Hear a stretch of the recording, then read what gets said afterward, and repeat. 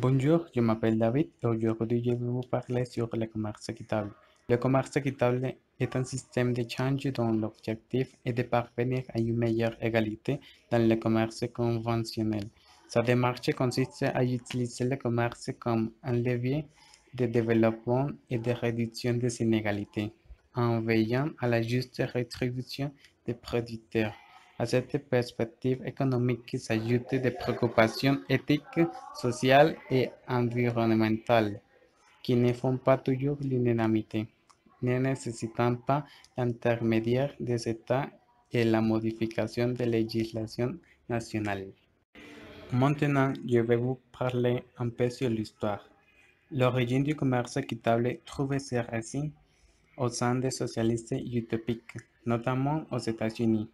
Josiah Warren semble en être le précurseur dans ces expérimentations menées au sein de la communauté New Harmony de Robert Owen. Cette arme, utilisée dès 1827, a ensuite été utilisée à plusieurs reprises comme dans la communauté des équitables pionniers de Rochdale en 1844. En 1920, Edna Gleason a ainsi été surnommée The Mother of Fair Trade pour une expérience qu'elle a réalisée en Californie dans les années 1920. Cette tendance à vouloir fixer les prix pour encadrer les échanges est un principe qui vise une forme de commerce plus juste. Les principes du commerce équitable. Premièrement, créer des opportunités pour les producteurs qui sont économiquement en situation de désavantage. Le commerce équitable est une stratégie pour le combat contre la pauvreté et pour le commerce soutenable. Son but est de créer des opportunités pour les producteurs désavantagés ou marginalisés par le système du commerce conventionnel mondialisé. Le deuxième, la transparence et la responsabilité. Le commerce équitable comprend la gestion de la transparence et les relations commerciales pour faire des affaires avec nos partenaires commerciaux. La troisième, la capacité individuelle. Le commerce équitable est un moyen de développer l'autonomie des producteurs.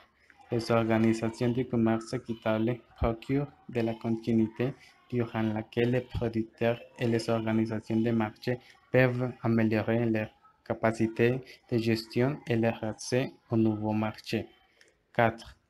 Promouvoir le commerce équitable. Les organisations de commerce équitable ont pour objectif de sensibiliser leur clientèle ainsi que le grand public aux injustices du système commercial actuel. Elles doivent aussi être en mesure de fournir de l'information sur l'origine de ces produits, les conditions de travail des producteurs, etc. 5. Le paiement d'un prix juste. Un prix juste dans un contexte local ou régional est accepté après dialogue et concertation. En principe, mais en pratique, il est fixé par les acteurs du Nord. Cela couvre non seulement les coûts de production, mais permet également une production qui soit socialement juste et bonne pour l'environnement. Cela fournit un prix juste aux producteurs et prend en compte le principe d'un salaire égal pour un travail égal par les hommes et par les femmes.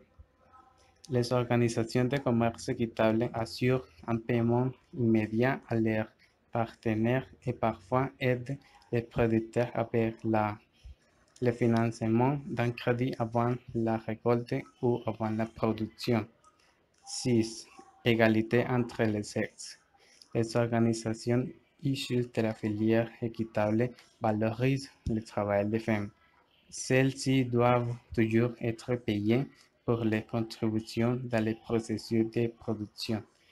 La présence des femmes au sein de la gouvernance de ces organisations est aussi encouragée. 7. Les conditions de travail. Le commerce équitable signifie un environnement de travail sain et sûr pour les travailleurs.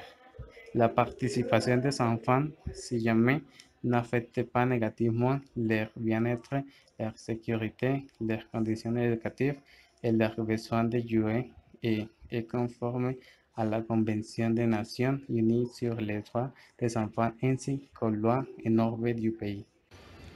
8. Le travail des enfants. Les organisations de commerce équitable respectent la Convention des Nations Unies sur les droits des enfants et les lois et normes sociales sont également appliquées afin d'assurer que la participation des enfants dans le processus de production des produits équitables n'aille pas à l'encontre de leur bien-être, de leur sécurité, de leurs conditions éducatives et de leurs besoins de jouer. Les organisations qui travaillent directement avec des organisations informelles révèlent la participation des enfants dans la production.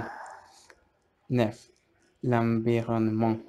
Le commerce équitable encourage à de meilleures pratiques environnementales et à l'application de méthodes responsables de production, sans toutefois être contraignant. 10. Les relations de commerce. Les organisations de commerce équitable font du commerce en tenant compte du bien-être social, économique et environnemental des petits producteurs marginalisés et ne font pas de profit derrière leur dos. Elles maintiennent de longues relations qui reposent sur la confiance et le respect mutuel qui contribuent à la promotion et à l'agrandissement du commerce équitable. Parfois, les producteurs sont soutenus par des crédits avant la récolte ou avant la production. Les organisations de commerce équitable sont regroupées dans des fédérations nationales et internationales qui ont des fonctions de coordination et de promotion du mouvement. Au niveau international, existent différentes fédérations. Leur diversité est à l'image de la diversité des acteurs du commerce équitable. L'association Fair Trade Labelling Organization rassemble depuis 1997 les organismes de labellisation du commerce équitable ainsi que les réseaux de producteurs certifiés. La certification FLO porte sur les produits et non sur les entreprises. World Fair Trade Organization, anciennement International Federation for Alternative Trade ou International Free Trade Association, qui existe depuis 1988, est généraliste.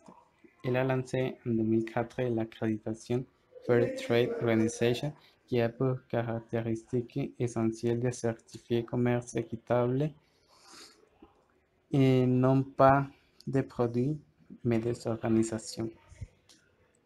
Aussi, le réseau Network of European Workshops rassemble depuis 1994 les différents réseaux nationaux de magasins spécialisés. European Fair Trade Association rassemble depuis 1990 11 importateurs de produits du commerce équitable européen. Ces quatre fédérations sont regroupées en 1998 dans un réseau informel nommé FIN pour Fair Trade Labelling Organization, International Federation for Alternative Trade, Network of European Workshops et European Fair Trade Association.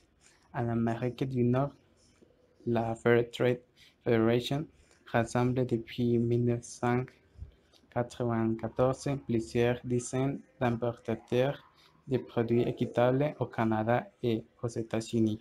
Les associations étudiantes sont aussi particulièrement actives dans la promotion du commerce équitable sur les campus respectifs et dans leur communauté. Aux États-Unis, la grande majorité de ces groupes se sont affiliés à l'association Uni Étudiants for Fair Trade.